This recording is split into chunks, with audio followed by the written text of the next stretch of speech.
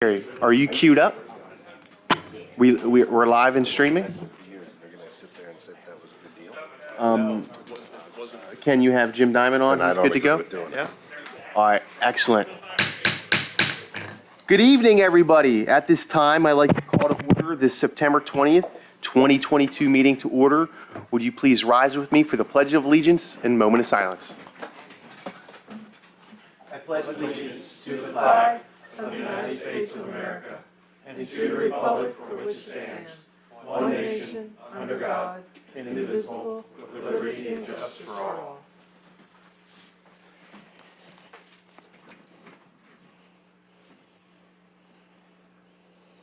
Thank you.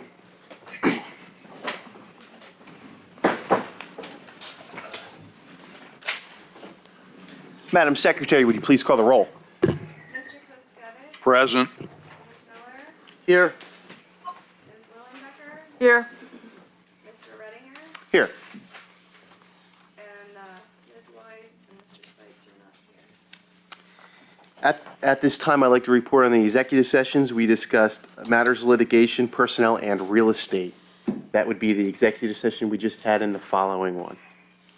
I don't have the date, sorry. At this time, do I have public comment on agenda items? Seeing no public comment, agenda item number 1. Do I have a motion to approve council meeting minutes for the September 6, 2022 meeting as submitted? So moved. Second.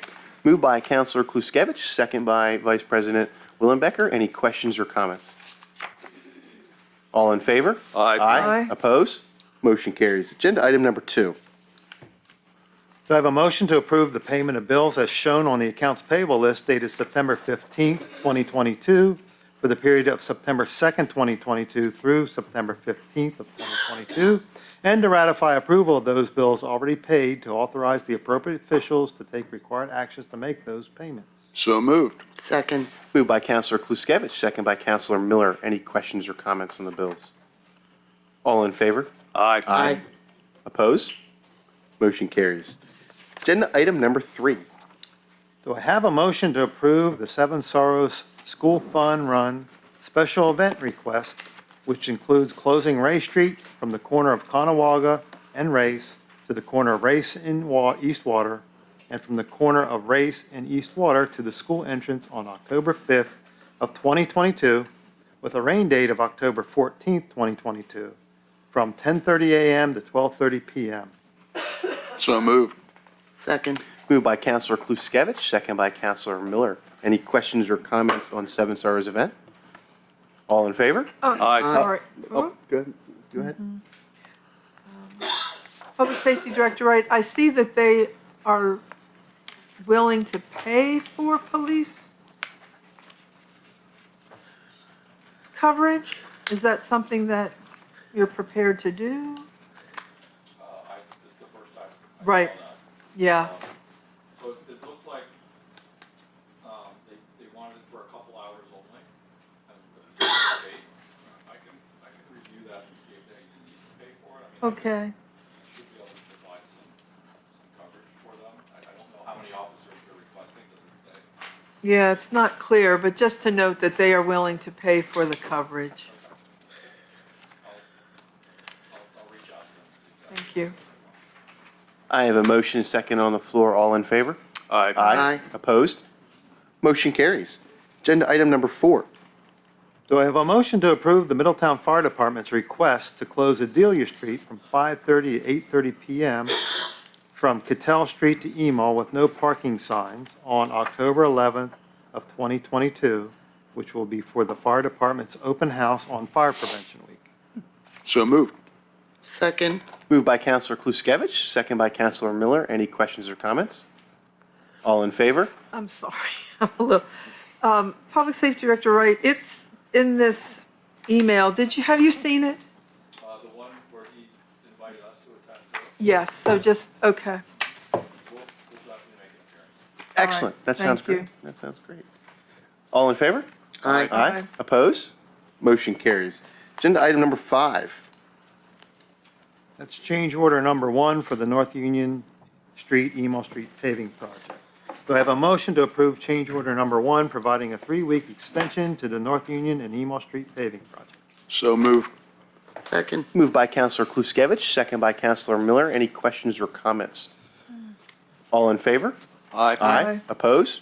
Motion carries. Agenda item number 6. So I have a motion to authorize HRG to proceed with applying for a DCNR grant for upgrades to Overdeer Park with a projected estimated cost of $141,806.50. And as you recall, before you make the motion, this grant would carry a 50% match. So if the bids would come in at 141 as we estimate, we would have to commit to paying $70,000 toward the project. Plus So- engineering. Ken. You good? Plus engineering. Plus engineering. We good? So Motion? moved. Second. Moved by Counselor Kluskevich, second by Counselor Miller. Any questions or comments? I do have one comment, and Ellen and I talked about this the other day. I'd like to know, and not right this second in time, but I'd like to know the status of our security system upgrades that we've been waiting for. We're spending money on parks, fixing parks up and putting in new stuff, and we still have no oversight, have no real oversight of the park. We have no video recording going on. We can address that when Public Works gets up to give their report. Thank you. All in favor? Aye. Aye. Opposed? Motion carries. Number 7, Manager's Report. Mr. Kleinpeter? Oh, I'm sorry. I failed to mention it. Item number 6 has 3 parts to it. Okay. So let's move on to part 6B. I'm sorry. Okay. You're I'm a little fine. asleep at the wheel here tonight. The second part of item number 6, it has to do with our parks. We ran into an unexpected issue with a piece of equipment at the Huffer Park Playground project that Rigel is working on. The inclusive whirl, they learned, is not supposed to be installed where you have wood carpet. And our whole project is designed for wood carpet. Inclusive whirl is supposed to have paving. So we have 2 options that were, 3 options that were proposed to the borough on how to address this unforeseen issue that cropped up. The first one would be a no-cost option. And it would be the vendor Game Time has offered to substitute a different piece of equipment for the inclusive whirl. It's a product that's in your packet called the Merry-Go-All. It is an ADA piece of equipment as well. However, it is not a what they call this substitute that they're willing to offer works with wood carpet, but someone in a wheelchair would have to transfer from the wheelchair to the device. The inclusive whirl was something that the wheelchair could actually roll up on, and you wouldn't have to get out of it. So the first option is a zero-cost option, but it is an ADA piece of equipment, but it is slightly different in how you get on it. The second option is to issue a change order to Rigel to pave the area around the inclusive whirl. Now, the inclusive whirl was delivered, it's on site. However, the Game Time is willing to take it back and substitute this area. But if we keep the inclusive whirl, we're going to have to pay Rigel to pave that area. Option 1 of paving is just the area under the inclusive whirl, so it doesn't get up and jam the device because it's very low to the ground, where wood would hit it and get jammed. That option, I think the estimate was, Josh, It's right around 10,000. right around 10,000. Oh, I'm sorry, option A was to, depends how you're looking at it. You want me to take it, Ken? Pardon me. Yeah, if you have the cost. Yep, I could, yeah, so option A was to move the inclusive whirl up closer to the entrance and kind of pave, when he says pave, the poured-in-place rubber that I'm sure you guys are familiar with on different playgrounds. So that would be around the entrance and connected to the whole whirl in like a kidney-shaped pattern, if you will. Option B would be to leave the whirl where it is and essentially just install like a poured-in-place rubber island around it. So the piece of equipment functions as it does, it would still provide access from the entrance through the mulch as was designed, but it would allow the piece of equipment to function as it was intended.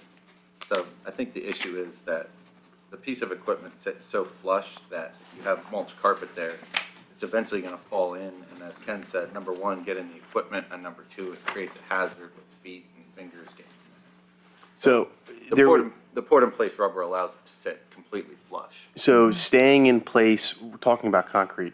Pouring the concrete, staying in place costs how much, and then pouring the kidney-shaped pad costs how much? So the bigger pad is option A, is 18,000. Keeping it where it is and just installing a little island around it would be 10,503 is what they proposed. My opinion is I believe the piece of equipment is important, especially to allow individuals not to have to do that transport. That may be difficult for them. It may be difficult for a loved one to get them in and out. So I definitely want to see, to keep that piece of equipment so that, you know, our residents can enter in. I'm fine with leaving it where it's at. Yeah, I should mention, if you go with option B, which is in the packet, I believe here, everything can stay the same. It's also the cheaper option.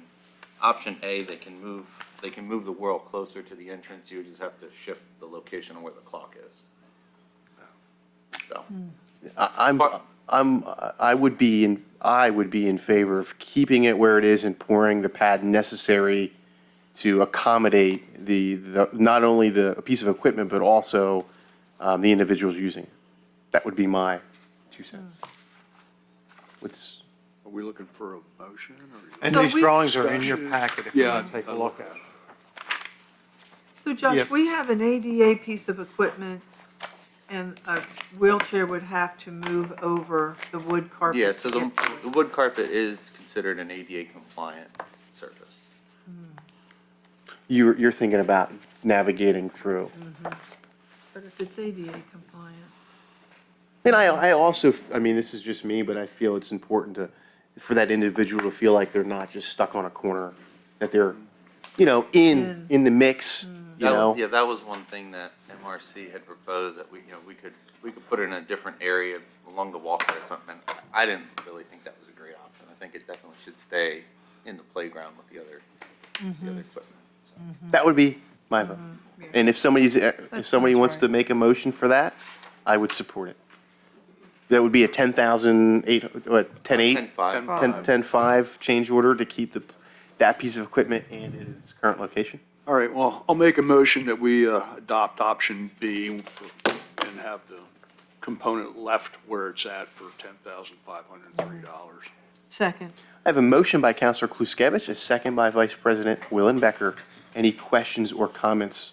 My question is, this piece of equipment has been in the design since the beginning, so how did we miss that was necessary for it? It's a great question. MRC acknowledged that it was an oversight on their part. If you actually go on the Game Time website, and in all the submittals that I've reviewed in terms of like the submittals that we approved, there's nothing in the submittals or on the website that indicates that. Rogel had reached out to MRC, who designed the layout and the whole concept of the park, and they actually had to reach out to Game Time to ask the question. So. I'm not sure why the taxpayers are eating that. This is what has been engaged with engineers and MRC from the very beginning. This piece of equipment's not new. You're not changing anything. They know what the requirements are for playgrounds. Why would the taxpayers eat that? It's a fair question. I think MRC should eat it.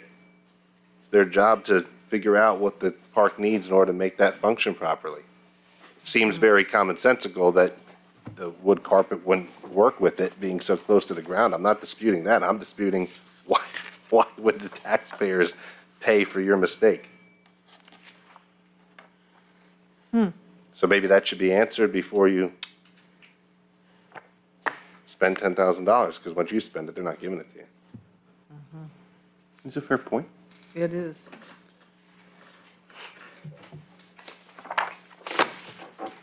So I guess my question to you is this, how long is this going to hold the project up if we have to go? I don't think it's gonna, I think from my conversations with them, I believe it can still meet the November, the current deadline, Okay. provided we set them loose on it, so. like me to set up a, meeting with MRC and the borough contractor, I can certainly get that set up to open that conversation. Can I rescind my motion? Well, before you do, I am okay with proceeding, just to make sure we don't have delays. But I don't see it'll be a big- back and forth, then we'll have to wait, we'll have a whole nother meeting, whole nother. So you think we should just spend the money up front and then go after Ken, them? would you sit in on that meeting? Yeah. Then whatever, I do agree with the mayor, I makes a think great we point. can authorize the borough manager to sit in that meeting and talk it through. It doesn't need to come before us No. again. It does if you're going to spend money. If we're gonna spend money. You've Right. already approved a certain amount. This is a contract. You could approve the This is a change order, we change could to a have the contract. meeting You and would see how have the to meeting approve. goes. I don't have a change, you guys aren't signing the change order Right. tonight. You are basically authorizing us which direction you want to go on the design. So, Okay. doesn't necessarily mean you're signing a check tonight, in my So opinion. if you're going to select option A or B, which is either $10,000 or $18,000 option, or even the no-cost option Yeah, for a different piece of equipment, you're going to have to sign a legal Change document order. saying Yeah. you're agreeing to change this in the contract, not tonight. but not tonight. Mhm. But we need to know, in order to draw up that change order, Correct. which of those three options you're willing to do. Would it, for transparency of time and to also meet the mayor's point, can we make a motion to approve the expenditure up to 10.5 and see if we can work with, I mean, I think essentially tonight, all we're asking is what, option A, option B, or okay, well, swap. I'm for option B. Okay. So for me- And I actually would be as well. That's the original design. Right. My point is merely, you shouldn't make a motion, because if you make a motion to pass that up to tonight, MRC is going to say, Okay. this is, it's maybe a little bit of a fight, but it's worthwhile on behalf of the. But we still gotta tell them, still gotta What tell is them, the- we what won't was be. the motion? The motion was for a change order, I mean, we don't have to approve a change order tonight. We're No, just- the motion we're just all was, voting to For approve option B. option B. Is that what can we? But he said the specific amount of But there 10,503. was no vote. There was a motion and a Correct. second, so it's still on the floor. Right. And if we don't have enough of yays, it's not going to pass. Right. Yeah, I mean, as long as we can leave tonight knowing that we're So- going with option B. So with the motion and a second on the floor, if there are any questions, you should probably vote. And if you're unclear as to what you want to do, you want to go back and talk to MRC, then you would vote no on the motion. So, and second. let me get this straight. We could roll this out. Let's just hypothetically, everybody votes no. Could somebody make another motion to engage for option B with just, that's what we want to, or to give the staff direction to go with option B? I don't even think you need Well, a vote. that's what the motion is here now, is to select an option to go with. So do we still, if we vote this down, do we still need a motion? No, you tell 10, go talk to them. 'cause No, they screwed up the- you can table this and just say, hey, go talk to them and come back in Right. 2 weeks. Okay. Right. All right, I got a motion second on the floor. Madam Secretary, please call the roll. Mr. Kluskevich? No. Mrs. Miller? No. Ms. Wallenbecker? No. Mr. Reitinger? No. However, I would like for staff and HRG to engage on option B. Or, I think what the mayor said something different, he wanted to engage on what are you going to do about Yeah, but But for he's option. saying which For one they all option. like, is to keep Yeah. it where Keep it in the was. inclusive world, and you put the padding. Yeah, Put okay, the the pad other, in. We the other told two you options We told aren't. you to yeah. play equipment we wanted 3 years ago, for God's sake. Okay, option B without a price. Your third point under, Number We 6. just covered all. okay, we're All good? of them. Okay. Let me take a look at my cheat sheet here. Yeah, it was all about the inclusive world and the other two options, so, All right, agenda item number 7, Mr. Klein Peter, your report. okay.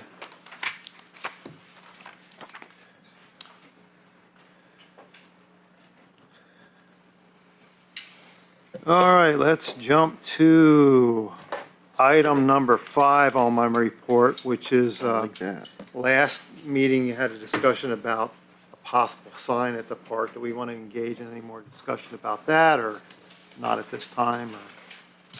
Or- I do have one, Mayor, that one sign, what number, was it number 1 or number 8? I believe 2, sir. 2. Josh, I have a question for you. Where did you, those signs, where did they come from? I'm not gonna lie, they came from Google, Ian. Okay, so you have, you don't know what those signs cost? The only one, number one was a sign that we did for Hershey Medical Center. And just out of curiosity, how much did that sign cost? That was, that's probably you're looking between 25 and 30. In sign two, I'd love to know how much that sign cost. It's the one where it's a stone base with timbers. I have one here, let me pull it up. I mean, are we talking in like, I mean, that particular sign, I feel like we could hire literally a landscape contractor and get some timber. It's very Was that simple. a wooden one? No, it's a stone base with Oh, here we go. timber and a sign hung from the timber. Okay. I mean, this has to be a $10,000 to $15,000 sign. It can't be that much money. I'd probably say it's, if I would have to guess, I'd say you're probably looking something similar to number one in cost. 20? Yeah, probably 20 to 30.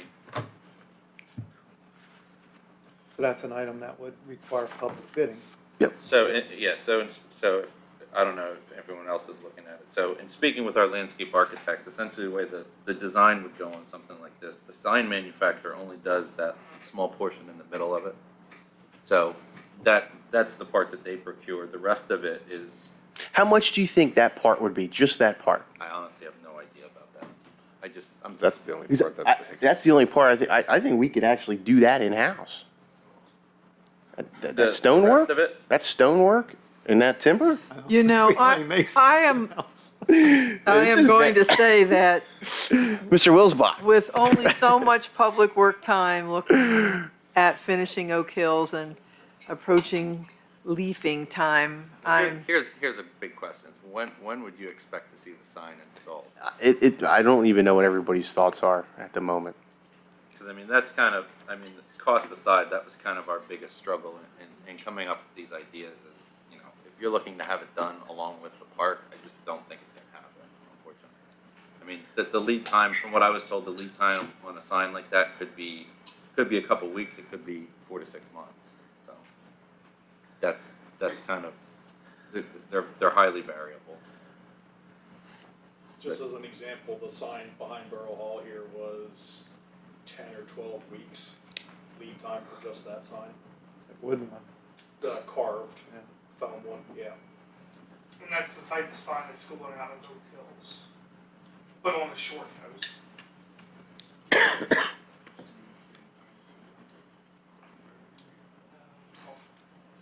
So, I mean, yeah, if you want a sign I am there, still it of the sounds like mind, yeah, I'm sorry, Ken. It sounds like it would not tie into the completion of this project, but if you still want a sign, Yeah, I mean, we would be it could happy. be done as a separate project that you'd have to go out to bid for. It wouldn't be a change order to the Regel unless you wanted to extend Regel's contract again, but they can then claim, Yeah, more money you're gonna for that. You're gonna get Jim excited. Be yeah, careful. you don't do that.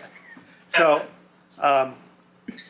No, you know, if you guys would like some more information on sign number 2, and especially if it's not going to be some, you know, rushed together thing by November, I think we can certainly at least get some conceptual level costs and, you know, do it right, reach out to some manufacturers and get an estimate. Let me ask you this. If you could do that, how much is it going to cost the borough for you to do that? I told Ken it'd probably be half a week to a week's worth of work, so 3,000 to 4,000. No. I think signage is great, but I'm feeling like this is rushed and it should somehow, you know, visually adhere to the Huffer Park sign, which kind of looks like a camp sign, not a monumental rock sign. If we're doing something in Oak Hill, just to take a beat to coordinate it. I'm not saying we shouldn't spend the money, but I am saying we should take a beat and maybe coordinate a little more.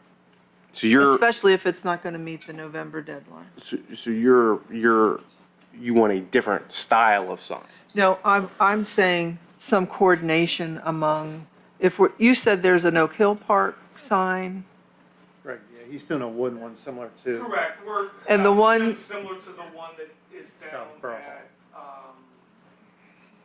Yeah, but Oak Hills Wood isn't, Street, I Oak think. Hills isn't $1 million park. Colson Park. Colson Park. They're- So, yeah, so we were just gonna model it after that, model it after the sign behind the borough building, and try and keep them all coordinated there. I know Hoffer Park's a different beast for everyone. Well, let me ask you, Mr. And I Wills, kind of- Mr. Wilsbach, how many people rent Oak Hills, the park? We don't have a rental policy for Oak Hills, so that pavilion is first come, first served, right now. But we are installing grills and they may change that in the future, if council. Yeah, the grills is another thing. We'll bring that up on another day at another dollar. Keep your grilling at home. Safety hazards. Which may not reflect the opinion of everyone on council. Well, since we Just brought, saying, just saying. since we brought it up. No, oh, no. No. Oh, no. I think, so my 3-year-old can reach in that grill. So my question is, if somebody goes down there and throws some hot coals in there, they can't remove them right away because they got to cool down and they walk away and they're enjoying their festivities. Who's responsible for that? Did you just say another day? Did you just say another day? You wanna hear that one? And on top of that, I'd love for people to tell me what parks in Derry Township have grills. Just for the record, I will agree with him on this. It's tacky, extremely. I witnessed from a person who showed me pictures of, even at campgrounds, people do not properly put out their fires, and a kid fell into the ring pit, and it was horrific. So I as well have a problem with the grills. I actually took pictures. I went down to Offer Park and got some really beautiful pictures, some really nice, expensive play equipment with metal grills from the 50s sticking out of the ground at an angle with a little holder dangling by the side. And I really think we should use that for our website, Welcome to Huffer Park picture, because it really presents class. And also, if we're going to keep them, maybe we should look at hiring a ranger that'll stay at our parks to supervise people grilling, like state parks do, park rangers.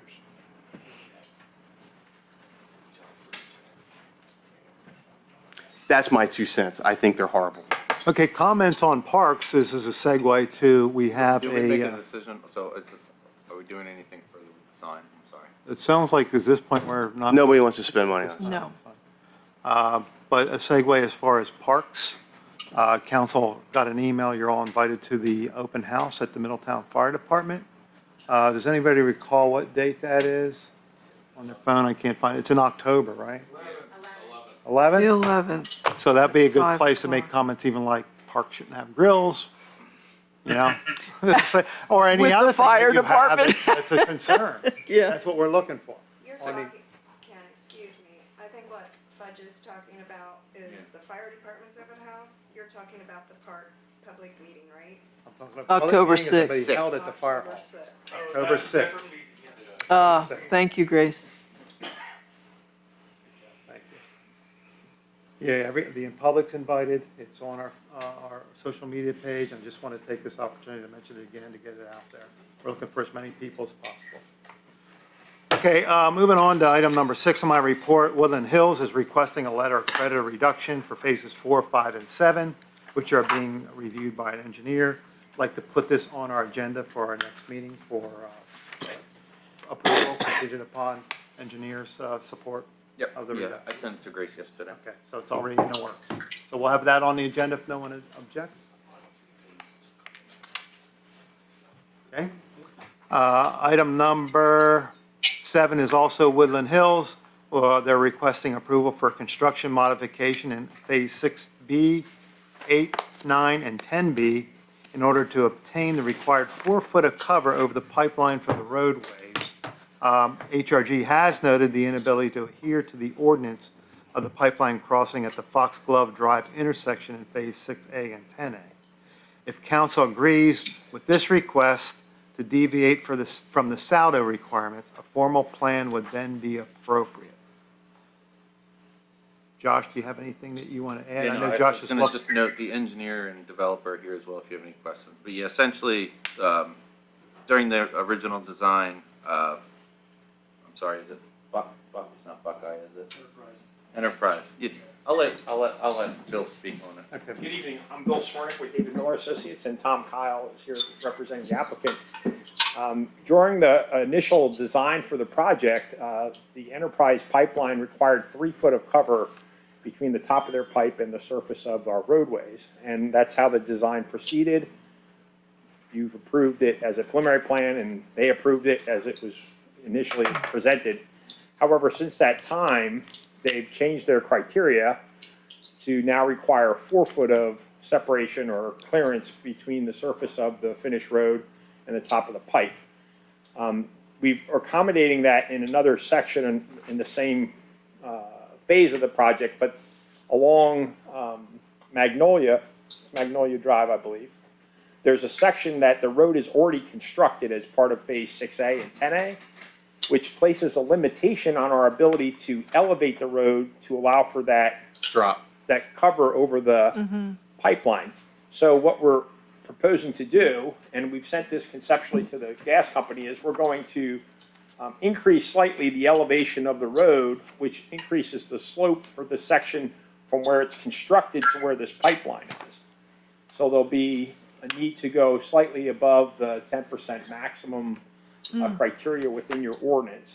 It is for a limited duration of, or limited segment of the road, but it would allow for us to meet the cover requirements for that pipeline. So that's the request. Was this project, was it approved under the 3 foot conditions? And why, if it was, why isn't it just staying at the 3 foot conditions? And why isn't it grandfathered in? Well, I mean, Gas company doesn't work that way. Their safety criteria for everything, regardless of whether or not you have, I mean, short of having it in the ground and constructed, if you are presenting something and it's available for them to inspect and it has to meet their criteria as it evolves over time. It's a safety thing from their point of view. I've argued, encasing in believe me, I've concrete. argued that. Encasing in concrete. Well, that is an option. However, in order to do that, and that is something that we pursued at the applicant's request, they have to do that work. It's not something that Mr. Kyle could, pay his contractor to do.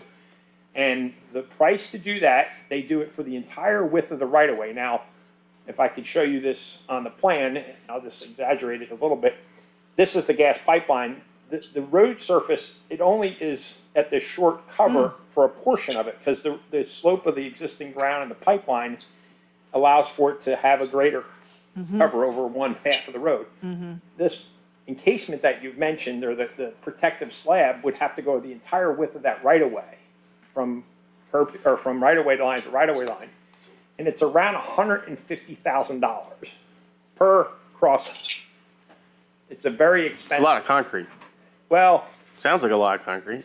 it's not really a lot of concrete, but I think it's because it's going to be done by Enterprise, by their contractors, under their procedures and policies and, the methods that they would use to do the work. Bill mentioned how much, 10 to 11% is what we're talking about. Thank you for the background, Bill. Yeah, it's a very minor. We have reviewed it. I passed it along to our traffic department, and yeah, essentially they're increasing the roadway slope by 1%, which, if anyone's familiar with 1%, looks like it's really not even perceivable to the eye, or obviously driving it. So, we recommended in our memo approval of that, contingent upon your decision. I'm okay with the 1%. Thank you both. So we'll have that on the agenda for formal approval on our, is it Grace, October 4th meeting? All right, thank you. Thank you, Bill. Item number 8, potential ribbon cutting ceremony for Huffer Park. Do we want to talk about that tonight, or are we going to talk about that offline more? But We could bring burgers, hot dogs. The reason I bring it up is, if we want the engineer to participate in this, He could be the one grilling. who could help us, maybe if you want them involved, they're going to need a little bit of leeway or lead time on knowing when we're going to do this, what day we're going to do this. And also we'll need that lead time if we're going to invite any other officials from the state or, any other. Everything's going to be ready by November 1st or 2nd? End of November. The million-dollar question is, Then why are we looking at dates in October and November? When's it ready? End of November. The end of November. the million-dollar. Okay, I'm sorry, we're not looking at those. What I put in there was, the representative from DCNR, those are the only dates that are available. You can't do a ribbon cutting before the thing's done. Yeah. The million-dollar question is, do we want to do it this year in the winter, or do we want to wait till the spring? Right. And if you do wait until the spring, maybe we could do some more preventative maintenance down there. Maybe talk about a sign, maybe get some paving and asphalt work done, sealing, curb maintenance, just some in-house general cleanup. People have been asking, a few people, that's why I put it on my report. I see. Yeah, you can't have a ribbon cutting and not have kids immediately running onto the structure. And do we want to run it on, do we want to deal with snow and sleet in December to do that? Right. I think the other issue is there's so many cords down there once the Christmas lights are set up. And then It's that, not safe. and it does give Yeah. Public Works more time to I think that's a good idea. do some site maintenance. But Maybe do one out of Spruce Street and then do that next year. Definitely got to keep fencing up then throughout the winter.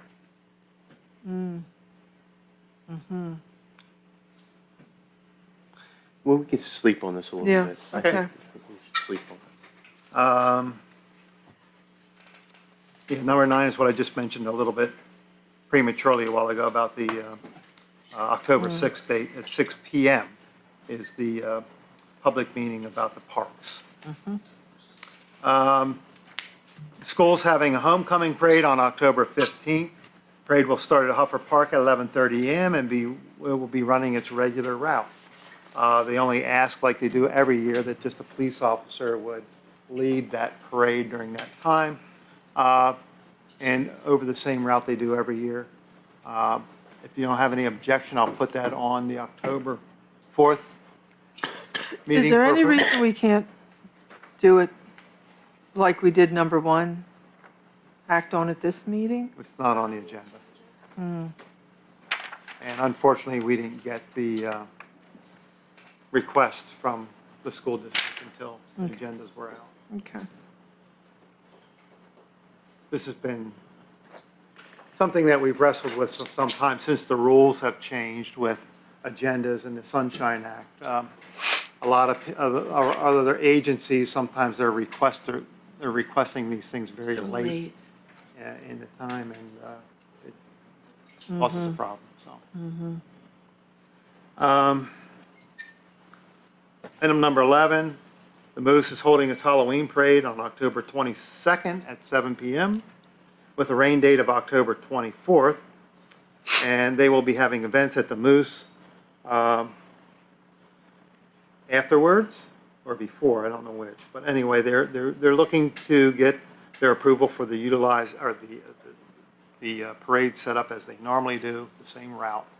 However, this year, I think this is a Saturday instead of a Monday night.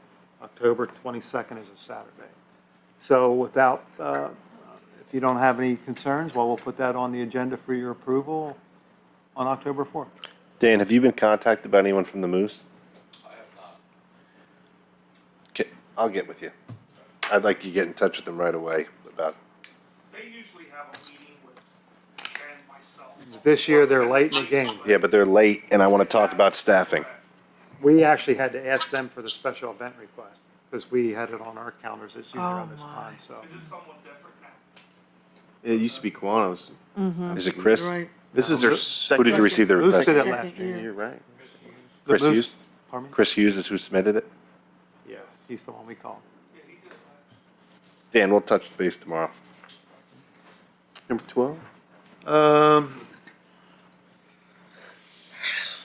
Just informational there, number 12, Middletown Fire Department, along with the volunteer fire departments of Highspire, Londonderry, and Hummelstown received a joint FEMA grant.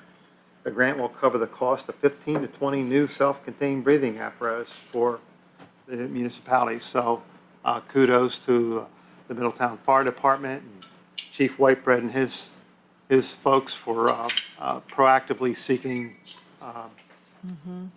funds to replace their self-contained breathing apparatus.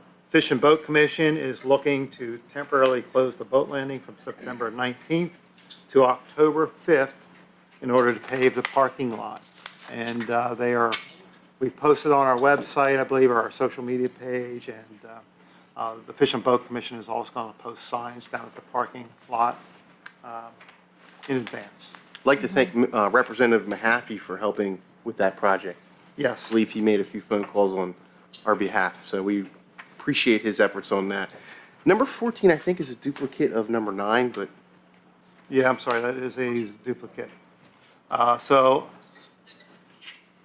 item number 15, we want to recognize the Kiwanis Club for donating $6,000 towards upgrades at Oak Hills Park. So we thank them for that. Item number 16, I was contacted by WITF about flood events in the borough. Some of you, I think, might have forwarded the article that WITF did on flooding and the work that Dr. Shirley Clark at Penn State is doing to study the rain events and the groundwater flow in the borough to identify with some flow meters that she got a grant. She was successful in achieving a grant to get flow meters to put into our storm sewer pipes at some strategic areas to quantify the amount of flow and the rate at which our storm sewers fill when we get significant rain events. Staff, thanks to Matt and Greg and their people, they're working with Dr. Clark and helping the graduate student find the places to set up their temporary flow monitoring equipment because there is going to have to be some installation of some things above the surface as well as in the pipe. So I think those folks are working. The information coming out of that study will be beneficial to us, and it's something we'll be able to share with our own professionals, our paid professionals at some point, and look to maybe schedule or talk about some improvements to a storm sewer system. Item number 17, I wanted to make council aware that a resident submitted a complaint about, or concern, I should say, about feral cats in the neighborhood in and around Plain Street, and let me know that other residents are aware of some other cats, feral cats in town. I let the resident know that it would make you aware of her concerns, but I think some of you in council are aware that every now and then these items crop up about feral cats and whether or not we should, the borough itself should get involved and assist the residents. We looked at one time about possibly engaging a TNR group. That's a trap, neuter, and return program where a foundation or an organization comes in and teaches some of your residents how to engage and operate in trap, neuter, and return. return to where? Return to where they trap them. Take them. Well, Go through all that work, just take them. nobody wants to take them. These are pets that are lots of times that are just abandoned and left run wild. They weren't spayed or neutered, and they meet up with another abandoned pet or maybe a feral cat and they have more kittens. I think cats can have multiple litters in a year, and they can have multiple kittens. And if you don't engage in some type of control, the population can get big. I'm aware of some of those programs. A family member of mine participated in them for many years. The Borough of Steelton has a foundation in Steelton called Steelton Borough Community Cats, with some people that donate their time to run that organization. They're volunteers. They will come into other communities. I believe Steelton Borough Community Cats has an agreement with Lower Solera Township to come in maybe once a year or every so often to do a trap, neuter, return program. I have a question for you. Is it against our ordinance to release a cat? Like let your cat Our go? ordinance, you mean as far as like a leash law or something? No, just let your cat go. Is it? Yeah, you're not allowed, but in all practical, I mean, cats don't usually, when you find them running, they're not microchipped or they don't have a cat. No. What I'm asking is against our ordinance to release cats into the wild. It is. Okay, so if you trap it and you neuter it and you release it, No. it's against our I'm talking ordinance. about your pet. You can't let your pet. Trap, neuter, and return is legal. It's done all over the country. It's the only program that's recognized by animal rights activists and many other groups as a tried and proven way to control a feral cat population. In fact, it was started down in Ernest Hemingway's home in Florida many, many years ago, where there's this large cat population. And it became a tourist attraction, but in order to keep the colony under control, they have to trap them and neuter them to keep it under control. Collecting cats and relocating them is not advised for a number of reasons. You're dropping them off on somebody else's property and taking the problem somewhere else. Cats are territorial, like a lot of animals, and you move them to another location. They will roam for miles and miles, maybe days and days, trying to find their home where they were removed from because they became familiar with a hiding place, a shelter there, or food or water. And that not only creates a problem in another community, but it puts the cats at risk. They're going to die, hit by cars, they're going to be a nuisance. But a TNR program, when you trap and then take a cat to be neutered and spayed and you return it to where it can, you set up a caretaker in that neighborhood who sets up feeding stations till the cat lives out its life and dies. But a cat that is neutered and spayed is less likely to be territorial and fight and have screaming at night when two male cats fight. It will be more calm and docile, and most importantly, it won't reproduce. And eventually the cat will die of natural causes in the wild in its home area, and you could possibly get rid of a cat problem in an area, but it takes a lot of time. I know enough about it because I say a family member used to do it, and I have feeding stations at my home. Because where I live in a residential development, but there are farms nearby, and I'm sure there could be people that drive from a town or a city and go to a farm and say, let's drop a cat at a farm.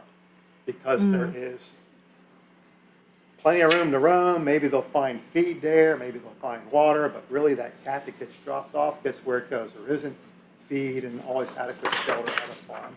They go to a home. They'll go find a garbage bag.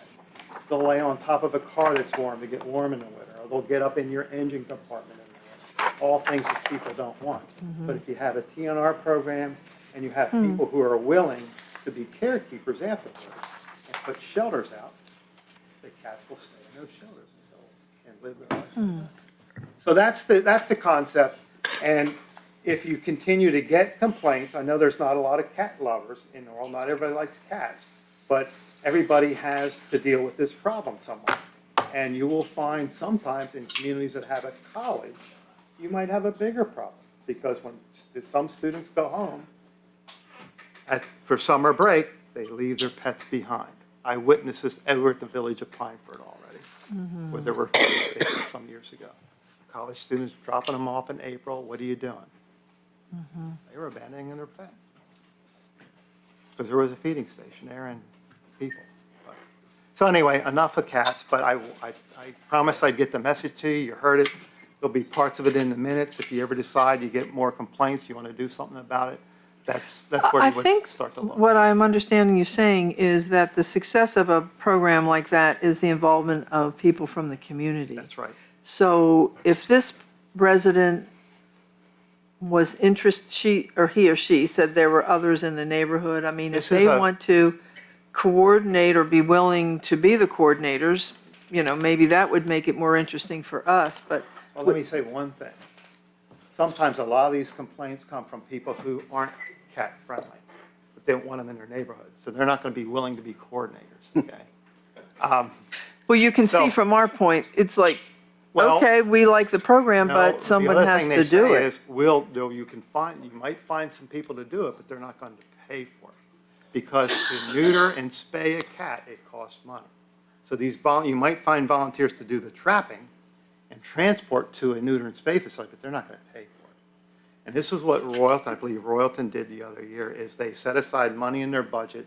They partnered with some residents who were willing to be volunteers, and then somebody like a Cat Foundation, somebody who gets a vet, to come twice a year and set up a mobile spay and neuter facility.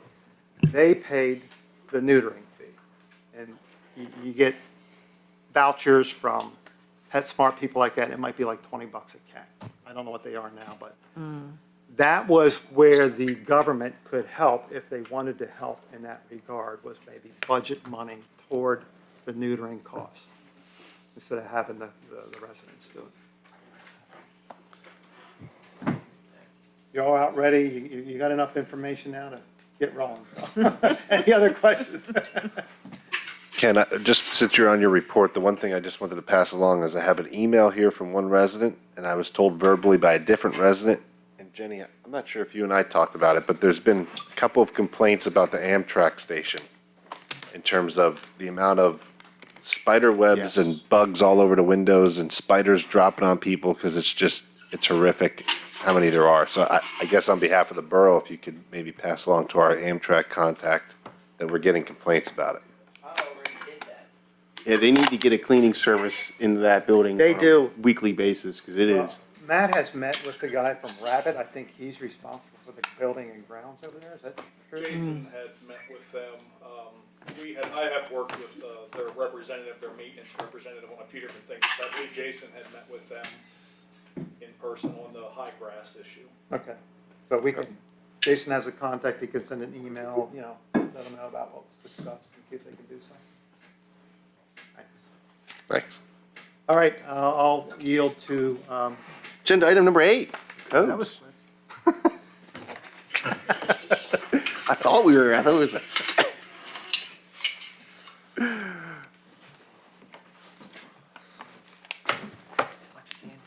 You have the attached codes report that you were able to read over. If you have any questions, I'm here and available. How's it going so far? Pretty good. Learning the town? Definitely learning the town. Excellent. Any questions or concerns for us? No.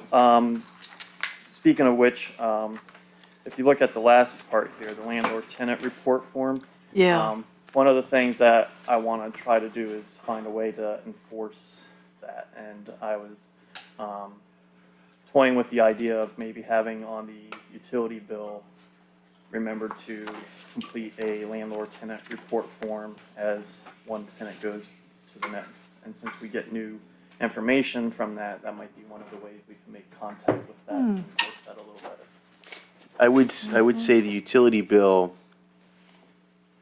I'm a landlord in town, and I am in favor of a program. I'm just thinking logistically, I don't get my tenants' utility bills, Right.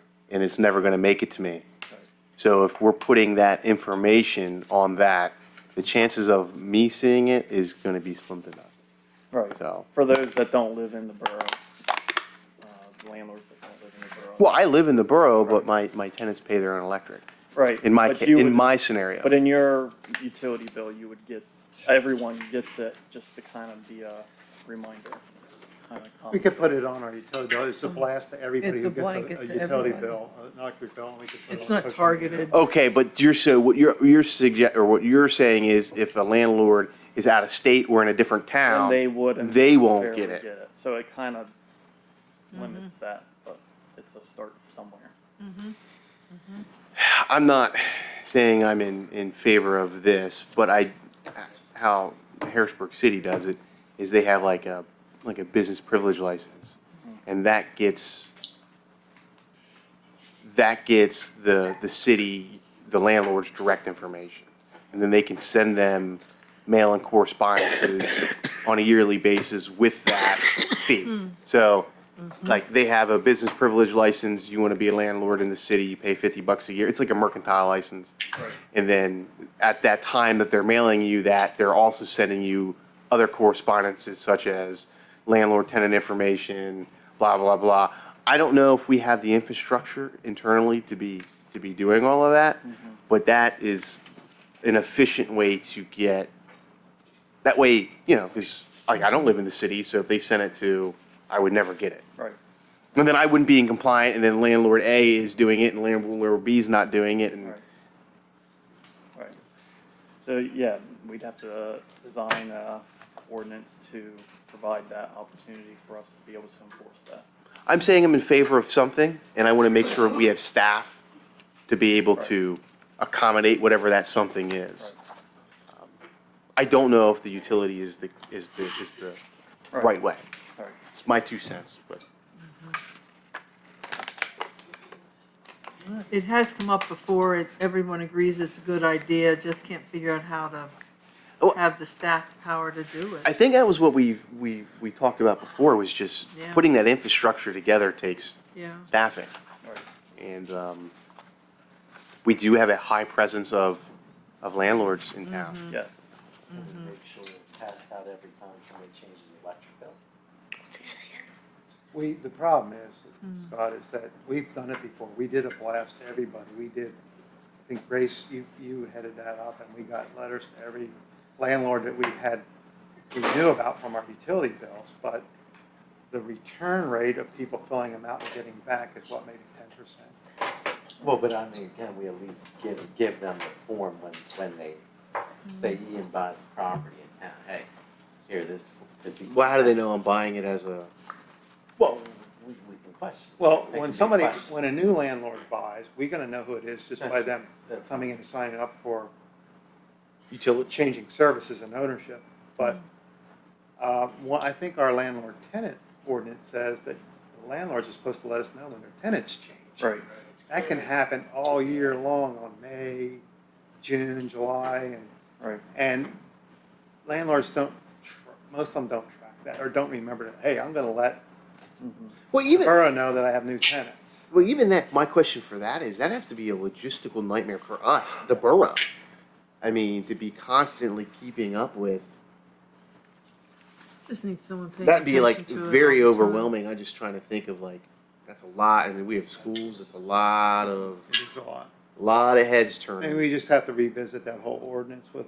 I think our we should solicitor. also revisit that form, because I remember filling that form out, and I thought some of that information on that form was, And there are various forms that we're looking through and trying to update. That's one of the one we items. circulated was, in my opinion, from a landlord, was awful. And then also, as my borough had, I'm like, what do we even need half of this for? Mhm. Like, and maybe we do. Maybe there's something that you know that I don't, and you could Right. explain it. But sitting, looking at it from the borough perspective, I'm like, what is, we're paying somebody to log all this? Like, what do we need half of this for? Mhm. What's the goal? What are we trying to accomplish out of it? Right. So that would be some food for thought, Yep. I guess. Wouldn't income tax be a big part? I have to go back. Yeah, but no, but I'm saying, if you look at the form, there's a lot of data on that form that I'm asking, like, what do we, the borough, need with some of that data? It's almost like pointless, like, what do we need it for?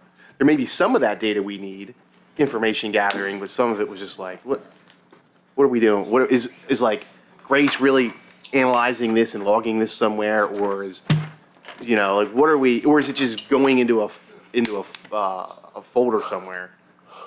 You gave us a lot of information on additional departments we weren't not aware. Yeah. So my understanding is that the information that we get allows us to know how many apartments are in the unit, if there's any additions or changes going on, and that's a helpful thing to know as well. Yeah. Well, additions or changes we should be finding out via permitting process. We should be, but But if a landlord's not filling permits out, Yeah. they're probably not gonna voluntarily. right, and that's where we need some repercussions for those who don't do Right, due right. diligence. Right. Anything else? All right, thank you. Thank you. Thank you. Agenda item number 9, Sally?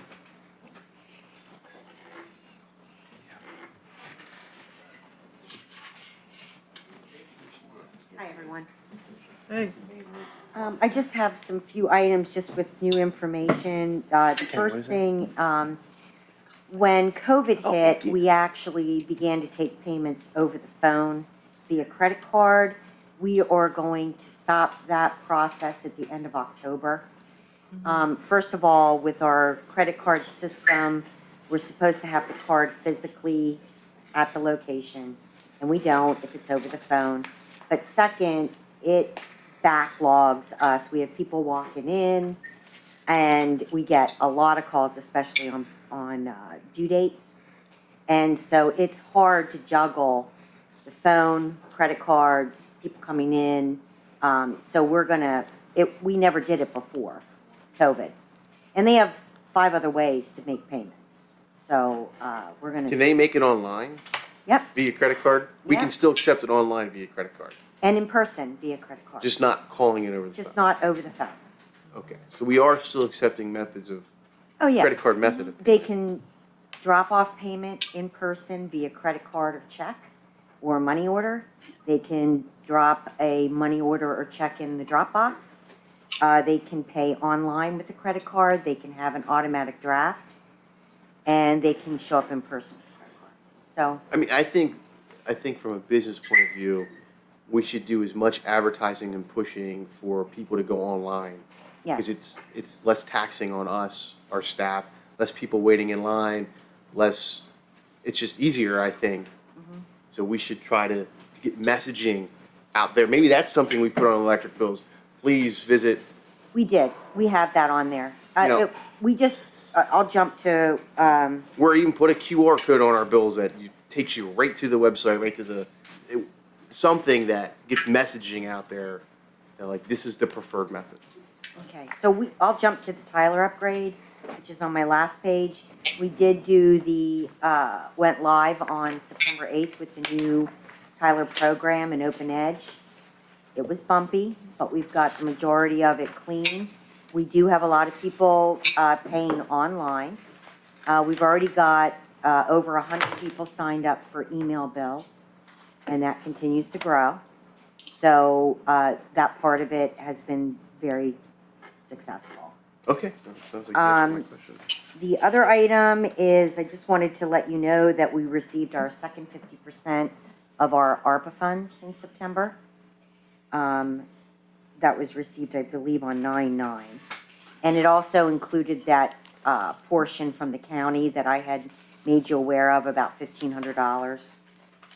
So we had I think the total was 503,700. The last item is I attached the budget meeting schedule. So the first meeting will be tomorrow evening at 5:30. And there will be department presentations from Matt and Greg. And then on 9/27, it'll again be department meetings with admin, finance, codes, and PD. Any Excellent. questions? Anybody have any questions for Sally? Thank you very much. Agenda item number 10. Director Wright?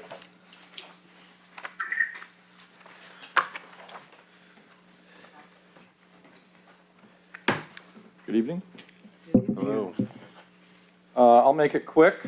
Staffing update, we're preparing to administer our own test. We have a tentative date of November 4th or 5th. It's the first Saturday in November. Excellent. Looking Good to news. confirm a location.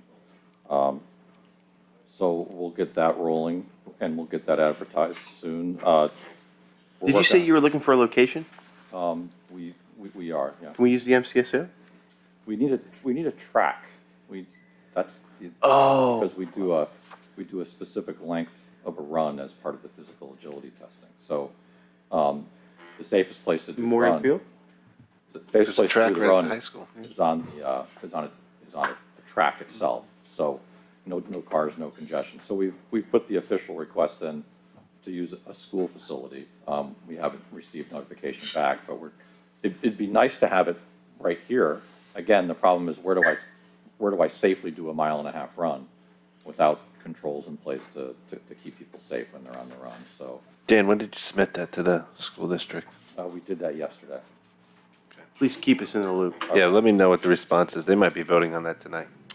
You know, Dan, just so you know, the school district's cross-country team has a route that is not just keep going Okay. around the track, Okay, but it's a path that goes around the school campus. okay. Just a thought. So they have to do a mile and a half run under a timed. Yeah, yeah. So again, like the easiest thing is a track, and it's easier for us to monitor it and make sure we proctor it, so. I haven't been to it in Yeah. years, but Memorial Field has a track as well. That's probably not as used as much as. Yeah, that was It does. the second option. Memorial Field is right, we could use the fire hall potentially for the Mhm. classroom part and use that too. So we put in a request to use the facility, we'll see how it goes, and then we'll go from there. Excellent. Keep us in the loop on that. I will.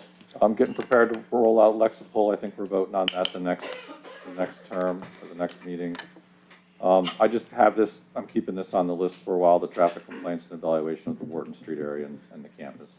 I've received some additional complaints and we're monitoring it, and I think, like I said last time, I think at some point a comprehensive traffic study would be helpful. I've been getting some complaints since I've been here about parking issues with trailers, boats, RVs, those types of things. An ordinance was passed, I believe, in 2019 that specifically addressed that. We've reviewed it. I've reviewed it, and I've also spent some time driving around various locations in the borough and identifying some things I think which the ordinance addresses and which it doesn't. What it doesn't address at all is boats. 99.9% of the boats that are parked in the borough don't meet the criteria to be prohibited from parking. So Class 1 boats are legal, and even most pontoon boats are Class 1. They're less than 10 feet wide and less than 26 feet in length. So those can't be addressed. So if a trailer or a boat, even if it's loaded with scrap metal or something like that, and it's legal, it's registered, it's allowed to park legally in the borough. What it does address specifically is recreational vehicles of any type, whether it's a small pop-up camper or a full motorhome.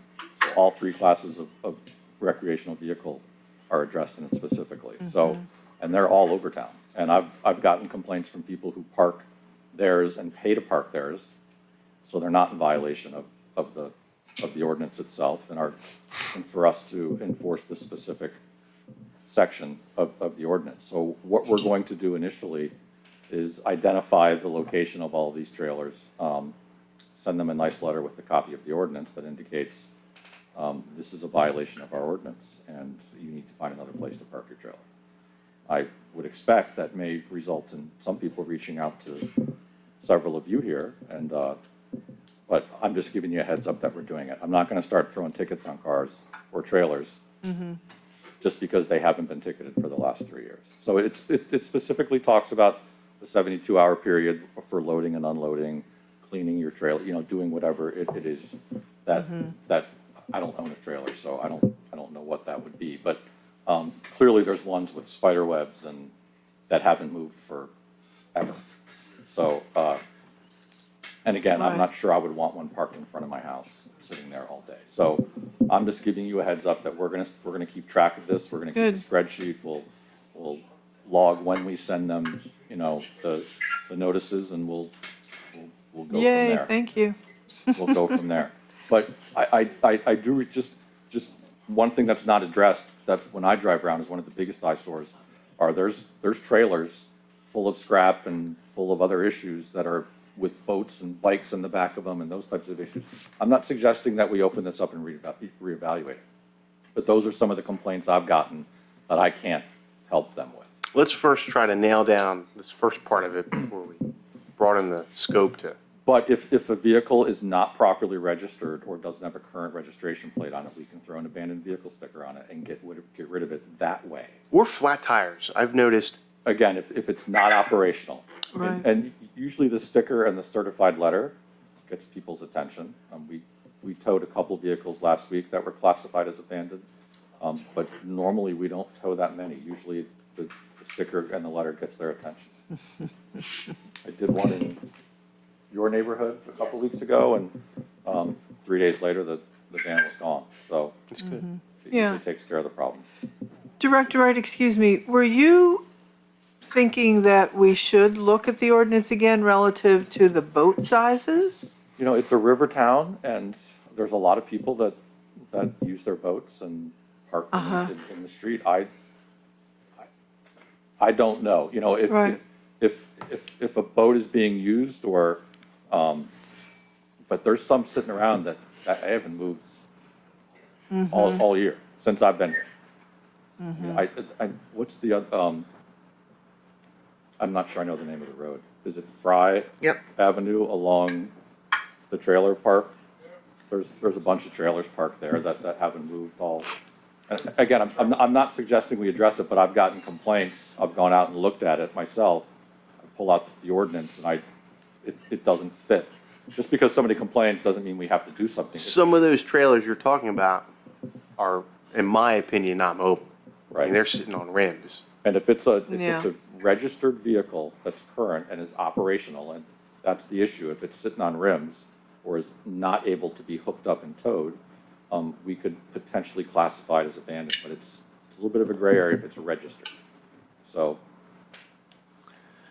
but just an FYI, if you have any areas or you have any issues, you can call Sydney or you guys can email me with any complaints on any kind of parking, and we're gonna send the mail bill up a little bit for the next couple of weeks and try to So if educate. a vehicle's registration is expired and their inspection sticker's expired, then that, for how long? 6 months, a year until it's considered abandoned? It can be considered abandoned immediately. The vehicle has to be legal. If somebody complains that there's an abandoned vehicle in my neighborhood, the officer will go out and check to make sure it's operational and it's legal. It has an inspection sticker and a registration. It can park there forever. It can park there forever. There's no time restrictions in the borough on parking. But if it's not registered or inspected, some officers will run the plate, call the person up. Hey, you know, is this an operational vehicle? Are you using this every day? Okay, well, then it's not abandoned, but get your car registered and inspected because I'm going to pull you over the next time I see you driving and give you a citation. If the address is 5 streets over or in another jurisdiction, it's clearly not being used on a daily basis, and the officer will, in most cases, put an abandoned vehicle sticker on it. Okay. I have 2 cars that we're looking to sell. Out of the 4 I had suggested we're selling, there's 2 we're ready to get rid of right away. It's a 2006 Crown Vic and a 2012 Chevy Impala. We're looking to get that on the agenda. Are we gonna utilize the, that, auction online? Municipal. Municipal, thank you, That's thank in the you. resolution. Municipal. And both of these will sell pretty quickly, I think. People like little police cars for some reason. And then the last thing I want to talk about very briefly is PCCD announced a $135 million statewide grant, which is a lot of money. And the grant specifically geared towards the reduction of gun violence. Fortunately, our community doesn't experience gun violence, but we have, since I've been here, taken quite a few illegal guns off the street in connection with narcotics and other issues. So the potential for gun violence is there, so we're going to evaluate this internally and potentially come up with some ideas to apply for some equipment on the grant. We're eligible for quite a bit of money, but I clearly won't be able to articulate the need for it. The county is also applying for a grant through the district attorney's office, and some of it will be for training equipment and overtime. If we would have any type of gun violence issue, they could provide us support through some of the things they're going to be able to get on the grant themselves. So some of the things that come to mind for us are like license plate readers that you can, we all drive through license plate readers every day that we don't even know we drive through. We would have a gun violence incident or a violent incident, a robbery at the Turkey Hill. You can review your license plate readers, which cars were going in that direction before, which cars were coming from that direction afterwards, and potentially develop suspects and intel on for criminal investigations. So that's one of Bill, the things is to this, think about. or, Dan, is this what some also refer to as the HEROES grant? Is that There's connected to this? There's a portion of it that, there's some retention, money and some incentive for, bonus hire money. So, the idea of offering new hires a signing bonus or academy reimbursement could be tied to this grant for future years. So that's something I could ask for also. But yeah, that particular portion is. That's all I got. Dan, I have one thing. So when I got to the meeting tonight, this letter was in my box. This is about a complaint from a resident of speeding on Vine Street. Now, obviously, you could post an officer on every street in this town and get speeders. But those digital signs that we have, I don't recall, is there one on Vine Street or not? There's not, and I just got a purchase order approved to buy 2 more of those. No, yes, thank you. So Okay, I'm gonna- we're on the same page. I'm gonna put one on Vine Street. That'll give us Union, Vine, and Spring, and then we'll keep one, that we can potentially move around. Okay, And I don't know if you noticed, but right after they did the paving, Public Works was, kind enough to put some heat tape down for us on some of the newly paved surfaces. So we've been able to do speed enforcement with the lines. There's one on Vine Street, and we're gonna put another set a little farther up, closer to the bridge. yeah, that's where they reference closer to the bridge is the Right. speeding. Right. So I don't know, Especially coming into town. right. So I don't know who wrote the letter. It's anonymous. It was sent from Harrisburg, but they live on Vine Street, so if they're watching, it's in the minutes. But yeah, Addressed it. there's 2, and I got a quote for 2 of them, and we got it signed, and we're gonna get them up. Thank you. You bet. Thank you. Thank you, Thank Dan. you. Appreciate your time. Agenda item number 11, Mr. Wilsbach.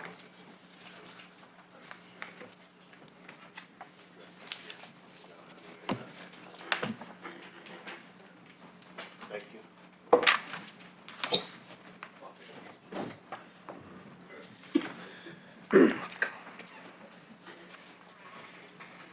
I have about 7 items of points of interest I just want to quickly touch on.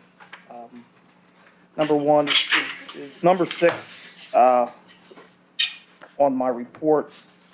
We did an LED program, about 3-4 years ago, and at the time, our historic lights, the aluminum housing would not accept the LED retrofit kit and the driver.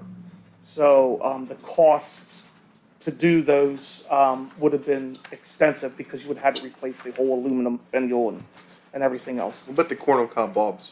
Pardon me? The corn on cob style bulbs, or the type of bulbs? Correct. And if you drive up Union Street, you can tell it is very, very dim. So, and especially at Main Street, and that was one of our things on our pedestrian safety study that was done was lighting, for Main Street. But anyways, the remaining money that's in the historic, or in the LED retrofit program, I am able to purchase the new replacement LEDs that will fit in those finials, along with the 180-degree shield for the houses so they're not shining in people's houses. Right now, it's hard to shield that big bulb in here. The problem with what we have with that bulb is the way the lens refracts is not conducive to what type of replacement bulb is in there. It doesn't like that. The LED replacement kit, it will. So, so I have 2 POs set up for that to get those done, and I think it's like 49 or 50 lights total. What's the cost, Greg, that we're spending on these lights from that fund? I think total cost was $40-some thousand for How many lights is there? 49, but that's also, I was like, okay. but there's two parts to that. One of it is 7 replacement poles and full poles and heads. Okay. The other part is the It'd be less than retro. it should The be less than- retros, I think, are Like, I was gonna say, it should be $468. less than $1,000 a head or pole. Or light, Right. Yeah. Yeah. That makes sense. Okay. So I wanted to make you aware of that because this isn't operating fund money. This is money that's sitting in a capital fund. from a borrowing was remaining from when we did all the LED replacement. This is in line with it. It's continuing or finishing out that project. So I want to make sure there was no objection before we sign off on, the $49,000. It's all CoStar's product, so we don't have to go out for bids. But I wanted to make sure you had a chance to question or This is the last piece, and really, those last 49, I cannot utilize our street lighting system program. with what is in there now. So this will allow us to be able to dim, we'll put the controllers in, be able to dim and be able to monitor, and then I will have a complete control system out there. That'll be nice. So. Okay, number 10, Public Works is doing their part with Oak Hills. Hopefully, I have it here at the beginning of October, but it's probably looking like the second week of October. I'm hoping to have everything on our end completed. I'm not sure. The contractor has benches left and some little odds and ends to do, but on our end, it's really turning out nice. And the parking lot should be done here shortly. Don't know if council wants to do anything with it, but if you have any ideas as far as before we open it up, let me know. If you want an opening ceremony, that's up to you. I know it's no Hoffer Park, but it's still one of the bigger parks in the area, and there's kids every day just sitting there staring at that thing from outside the fence, and some inside the fence lately. So we just got to yell at them. Number 11, I'll be signing an agreement with Osmos under my 2022 maintenance budget for them to come in and inspect, sound, bore, and treat the poles that they're able to treat. We have about approximately 1,200. We did this in 2008. It's recommended that it's done every 10 years, but depending on your maintenance, the individual maintenance program of the utility, you can put it off a little longer, and we did. But this is a good opportune year because of the supply shortage and not being able to get a lot of material to do some of the necessary other maintenance projects that we wanted to do. So Osmos is going to be coming in, like I said, and the treatment, for $65, I think it is for a pole, or $50 for a pole, puts another 10 years on it of life span. So, and it's part of our reliability again program, continual maintenance program for the system. You notice Main Street looks a whole lot different here lately. I want to thank Matt. He coordinated that, the piano key crosswalks. They do make a big difference in visibility with pedestrians, and it was part of our pedestrian study that HRG did, our safety study for Main Street. One of the big recommendations that they had. So again, we're looking at the lighting up there, upgrading the lighting at Main Street on those historic lights in those areas to get brighter, and on Union, but also the piano keys that he did. They put a bunch of bars, I believe, for police, that they can run speed detail out there. I think it looks great. Yeah, it really turned out nice, and it does. It notifies the driver way ahead of time that that's a crosswalk. And you'd think most people would have common sense that you're coming up to an intersection. Hey, there's a crosswalk there, be aware. But they don't. But when they see those piano keys, they understand that's a crosswalk, and you better be looking. It breaks up your field of vision. Yeah, it really does. So, again, that was one of our studies, some of the recommendations, and we continue on with that, making it safer for our residents and people coming into town. Now on to the big ticket items. I'm sorry. Let me jump to 18 here. Councilor Kostevich asked about the camera system and where we're at. We received proposals and some of their information after we did our report, so it just came in fresh. We have not had time to do an analysis on it, but I would expect by next meeting, we will have the recommendation to either move ahead or. Is that something Director Wright could be a part of, should be a part of, have some thoughts? He has a whole set for his building as well. He has an entire design. Police department was designed separately from this building. But I mean, looking at the whole security system. Sure, yeah, we can include Dan on that. Yeah, might have some input. Originally, that was my idea of the whole thing when I came back, and this project kind of got kicked off, that it shouldn't be separate systems out there. It should be one system that people know, you know, including our gates, all these gates that we have around with fobs. You shouldn't have a separate system that someone has to know how to program keys for this, but then our fobs that they plan on doing for the borough building with the police are going to be different. So we try and coordinate that and standardize everything. So you have the design, then what's the next steps in the time frame for installation?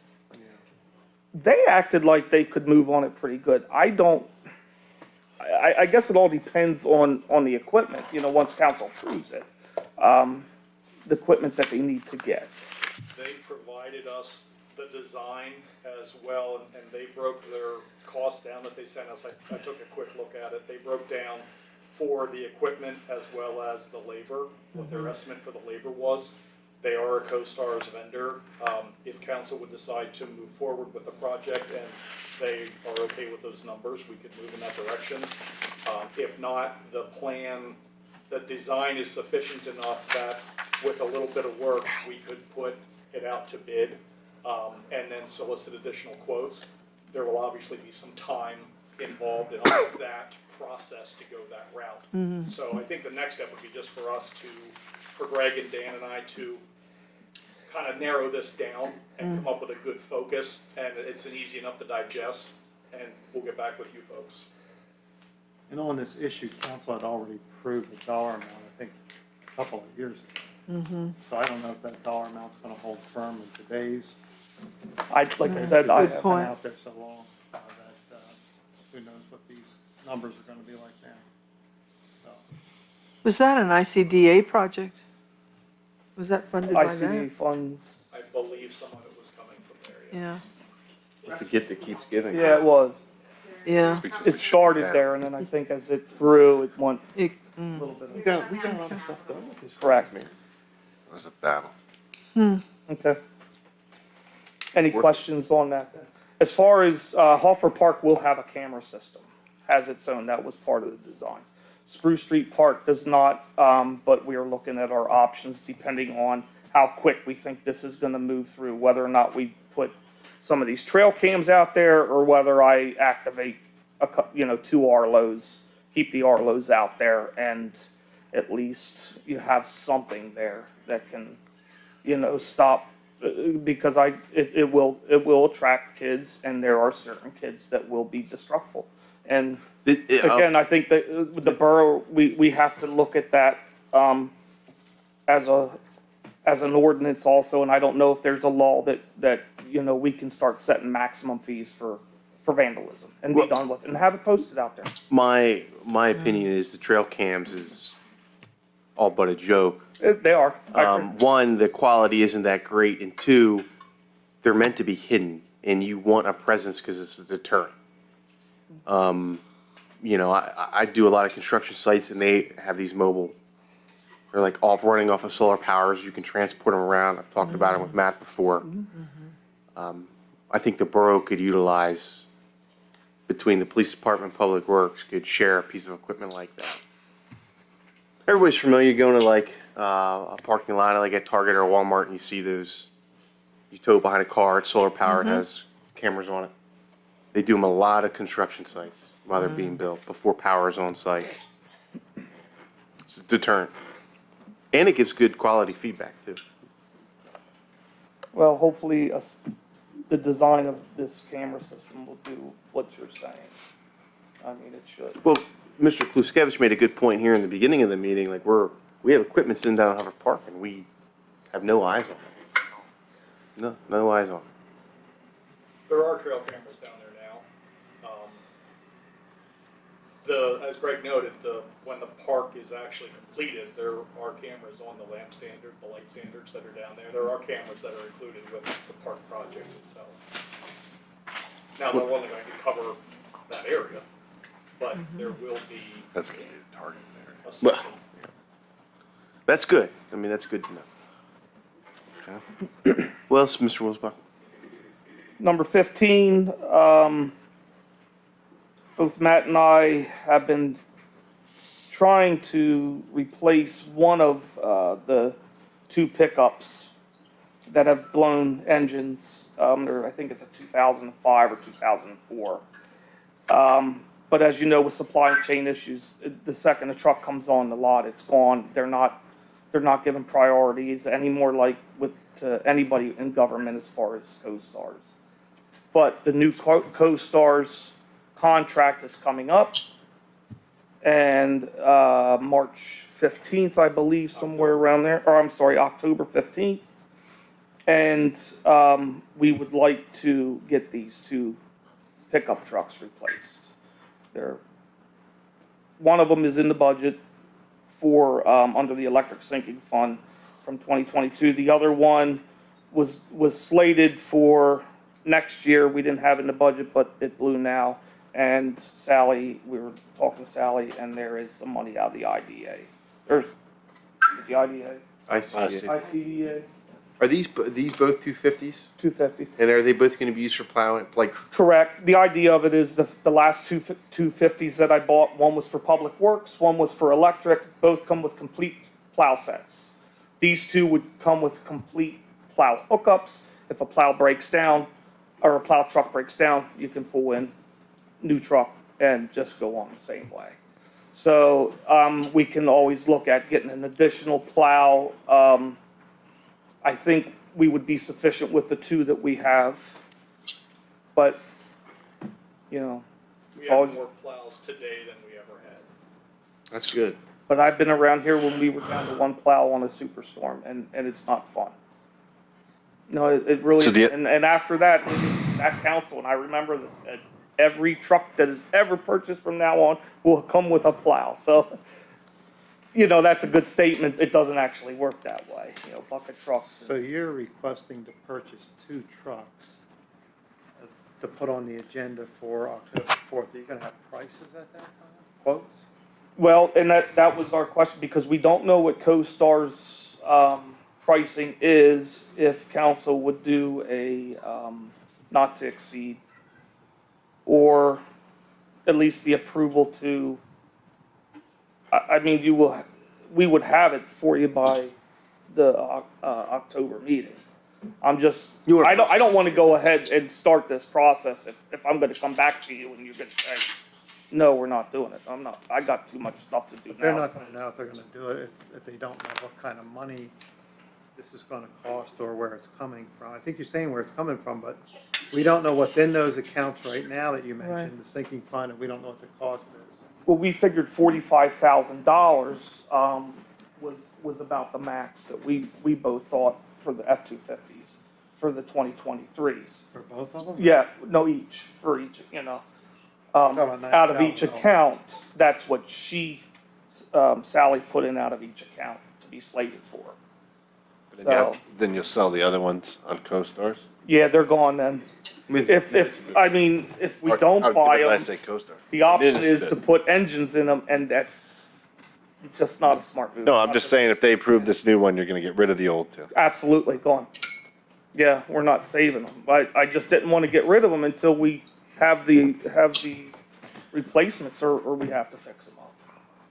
So. But we shouldn't get rid of them until we have the replacements on Yeah, I think on what the Greg's ground. saying, if you're not going to approve the purchase of new ones, he's going to look at. I'm going to look at putting a new engine in, but I hate to put a new engine in a 2005 truck. It's already 10 years past its useful life.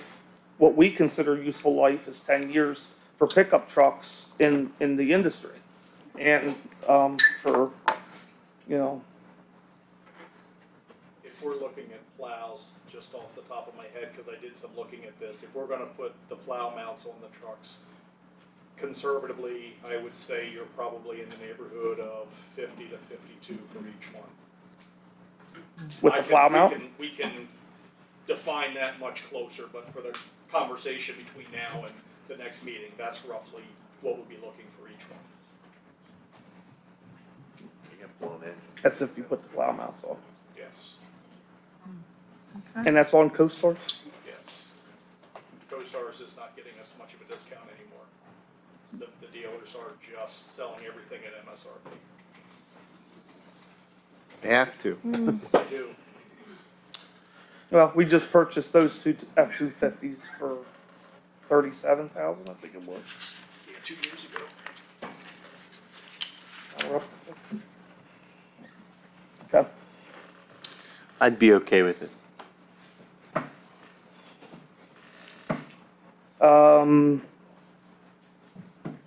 Number 16, this is another purchase we're requesting, is the purchase of a mini excavator. Matt got the information together for a JCB. This keeps coming around. We utilize it for, not only for electric stuff like the street light replacements that we're gonna have to start doing as Suez or Viola starts getting out into our underground area. Those street lights are in Old Orangeburg conduit, and a lot of them is bad. A lot of the street light cable's bad, and we have subsequent feeds from different areas. But also the inlets, we're chasing them as far as inlet replacements, on these projects, trying to keep up with it. So rather than us, lately, we've been beg, borrowing, and stealing. There's times that you can't get them for rental. So we're making deals with Londonderry Township. That's no way to run in the Public Works Department. And how much is We have it? one backup. You're asking us for the purchase. Is there a dollar amount? Yes, there is.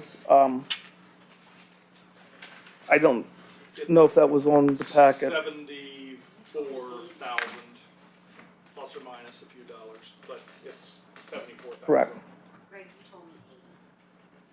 It's 64.5, but the three things that are the options that Matt looked at, Getting grapple. the coupler, the grappler, and the compactor, the plate compactor, it's just under $78,000.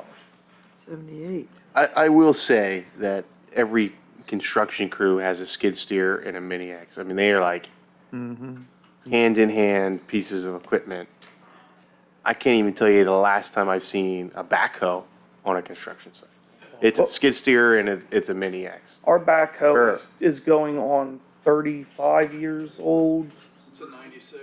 I mean, 96, backhoes to me are like antiquated pieces of machines. Well, I can't even tell you the last time I've seen one, honestly, on a job site. Correct. And the last piece of that puzzle is, when we owned our own water system, we've always had that backup backhoe from the water plant. So when the highway had a backhoe that was down, they could always utilize or borrow that one. We don't have that opportunity. When our backhoe's down, it's down now.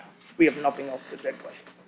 So it just complements the jobs that we got moving forward with our Suez deal and the roads that we're requiring to start doing, because you just can't dig that with a backhoe without Hey, Greg, doing a lot of these would come damage. out of 2022 yet? 2020, this would, Both we have, these purchases? it would be this year, correct. That's ready. That is available now. That's not a, item. The that- mini X. Yeah, that's not an item that is, held up with all the, back orders and stuff. But, the funds we were looking at was out of, electric debt service. So it would be it would be a piece purchased by the electric department, but we would be able to share it with them. Like I said, we have streetlights that we have to dig in. And to dig a road up with a 36-inch bucket, So with a both, big head. I'm sorry, so that's what, 110 and 78? So pushing 200, and it would all come out of electric debt service? Those two trucks, no, one pickup truck, and the Mini X is out of the electric debt service. And then the other pickup And the is out other of one? or out of Public Works. Is ICDA. ICDA, correct. Okay.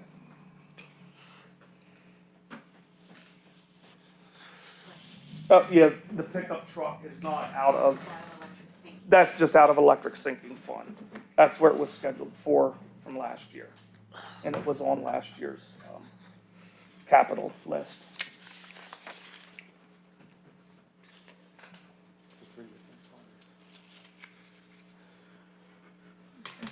So I'm asking again, so that's pretty much all I have, for action items. I have down, the approval to put on the,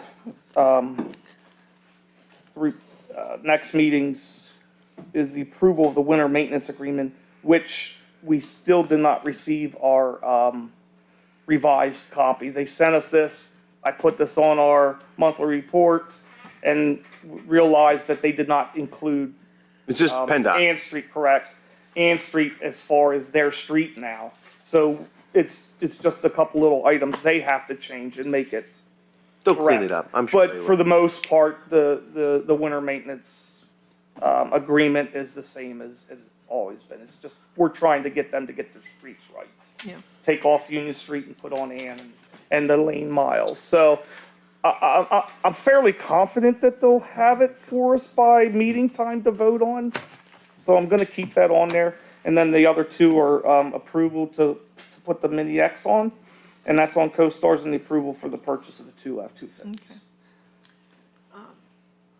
Mr. President, I had just a quick comment. Greg, could we please see some information as a follow-up to the idea around solar?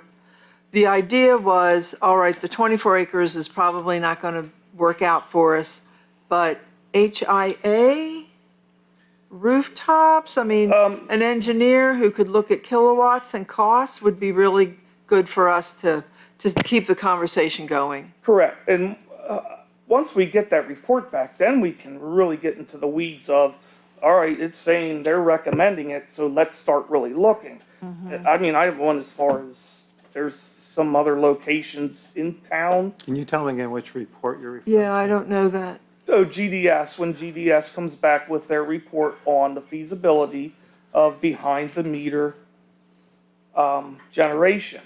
So the intention of that was always for them to tell us, yes, you should be pursuing, and this is what we recommend you pursue.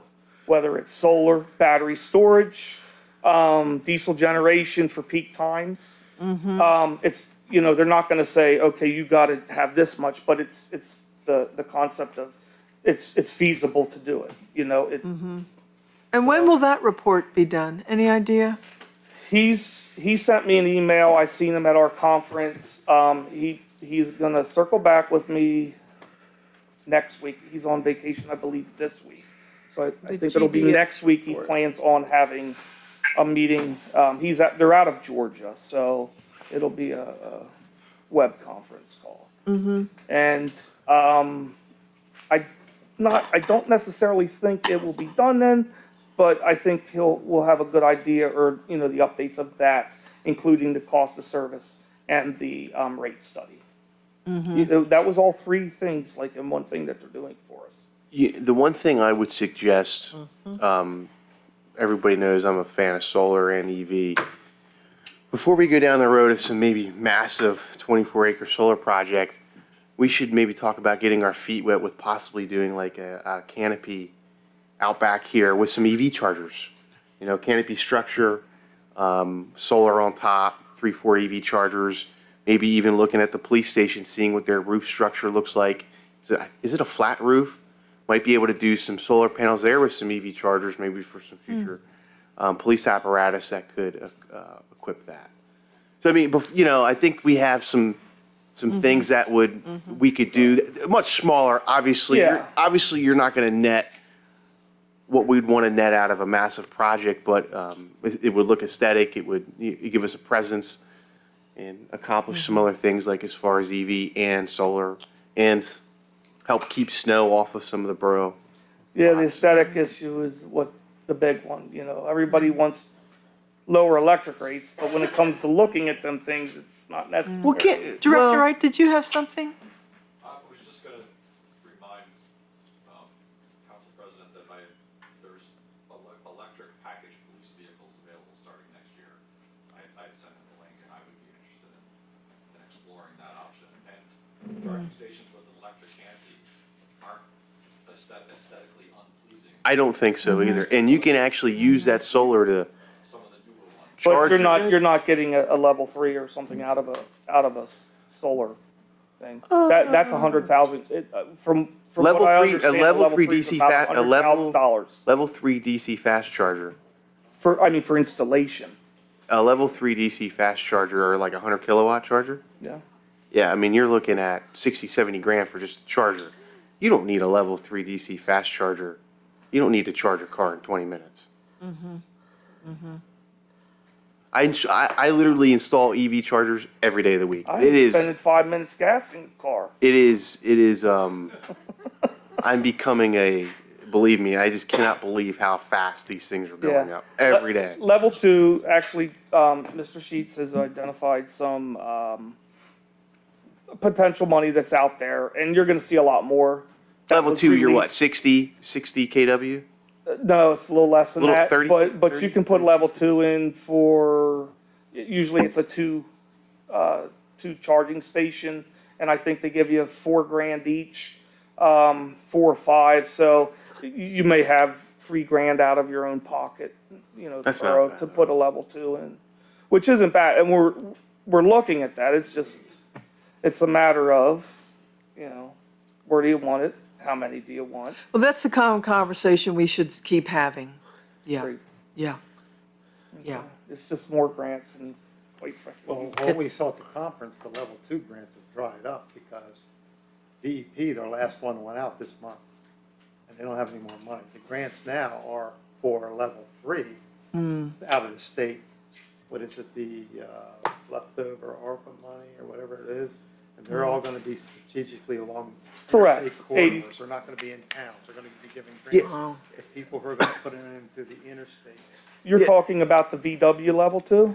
The VW money? The level, no, I was talking about the DEP monies. Oh, there's other money that they've identified for, I think it was level 2, if I'm not mistaken, but, yeah, there's from the VW settlement. And Greg, what's the contract price for the winter maintenance agreement? What's the monetary value? we won't know until they get the road mileage straightened out. I don't think it was, Between 10 and 11. yeah, it wasn't, Okay. wasn't a whole lot. Anybody else have any other questions? So the last thing I Oh, had I'm was sorry. we, y'all see that Union Street is finally, free of pavers in the intersection, but not in the crosswalk, so. But We can handle that. we can small. handle the crosswalks. We got pavers down there. We can handle that. So, and they did do a nice job. I stopped down multiple times. The only thing we didn't do is seal around them granite curbs. I said, no, don't need to. It's fine. It's concrete underneath, so it looks good. I don't want to see tar up all over the No. curbs. No. I'd have been crying. Only thing left is line striping. Hmm? Only thing left is line striping. Lines, yep. I'm a little upset that wasn't coordinated, but It looks good though. Yeah, it did turn out nice. And they did it with very little disruption. So, Thank you. thank you. Right. Any questions for me on anything in here? All right. Thank you. Agenda item number 12, Viola/joint venture. They gracing us tonight with their presence. Note. Number 13, council. Does the council or mayor have any thoughts, inputs, suggestions would like to share? At our last meeting, we had a resident come and wonder if council meetings and school board meetings couldn't be on different nights. And we have heard that before. So a few of us were talking and just looking at that possibility and the impact on staff and council. And at one scenario was people's availability looked like Mondays, but then President Redding came up and said, well, people think of Tuesdays. Would we just, instead of being first and third, be second and fourth? So the school board is first and third. Council would be second and fourth. not anything we have to decide tonight. We can just keep thinking about it, but there's numbers of us who would like to, from time to time, attend school board meetings, and we've heard it from the residents before, two major, places in town with elected officials, give people the opportunity. I think that's an excellent idea. Yeah, I'm open to any suggestion. I was just thinking, I've been doing Tuesdays for so long that my mind's already on, and then if we do Tuesdays, residents just know Tuesday's meeting day. You're either at the school or you're at the borough, and you're not really trying to, oh, was it Wednesday, was it Friday, yeah. But I'm open to any suggestions. Can I just make the same point? Can somebody reach out to them? Because I hate to see Them do the same go to thing. second and fourth. And then she's out there telling them, go to another day, and they go to first and third, or vice versa. Right. And then right. you're all the same. Yeah. Yeah. Well, we can can check we with just the make school sure and that some- yeah, just say, that's that's all. what we're thinking. Yeah. We won't be able to, I don't know if Jim can hear me, but I don't think we'll be able to select that. We won't be able to change that until the new council sits in January, correct? Why can't you re-advertise the meetings for the rest of the I year? don't see why you couldn't. Or you talk about the remaining of the year? You could if you wanted to. I don't see why you couldn't. I was thinking for next year, if we have new people. No, I want to get to the school board meeting. Well, with gentleman conversation doesn't hurt. Mm-hmm. Oh, no, you can do that. I was just saying when we vote on it. I don't see why it could not be done with a vote by majority. Does anybody have an issue with the second and fourth? No. Rich? Why don't you just Could put we it on ask, the agenda? Staff about it? Second and fourth, I think as far as, we can talk to them, but I think as far as when we had conflicts with staff before, it had to do with the day, not the week.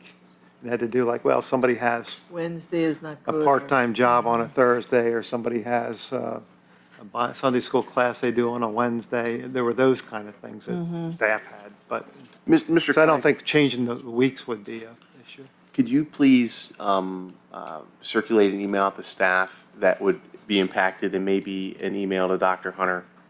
Yeah. That way it can be straight from the horse's mouth, like, hey, this is. Can this be on the agenda for the next meeting? That if we confirm all these things, we can go? We can act Want to to react? re-advertise? It may, I don't know if it will impact some of our budget meetings. We'll have to look at that are already scheduled. Yeah, that's true. So we'll have to, look at those. Mm-hmm. Let's look at a few bullet points, and we'll figure it out in the interim. We have 2 weeks to. Possibly, yeah. So it can be on the agenda, and if we're not ready, we just won't do anything with it. Yeah, if we have an answer from Dr. Hunter and we have The staff. look at our schedule now and there are any conflicts, we can report back to you in October. We can have it on the agenda, and if there are conflicts, you can always not Right. vote and table it. Right, Okay, Or have a solution for the right. specific. that sounds good. Thank So it'll you. be on the agenda. Great. It's a good idea. That was it. Council, Mayor, anybody else have anything else? At this time, do I have general public comments? Seeing no general public comment, do I have a motion to adjourn? We will be going to an executive session to discuss personnel and potential litigation. We will not be back out. So moved? Excellent. Everybody, thank you very much. Mr. President, can I sign this? I don't remember hearing this talk about it. I don't even know what it is. That's insurance. McKee is our broker for our liability insurance. I can just put a sign on it? Yeah, I think I'm already signed there. I know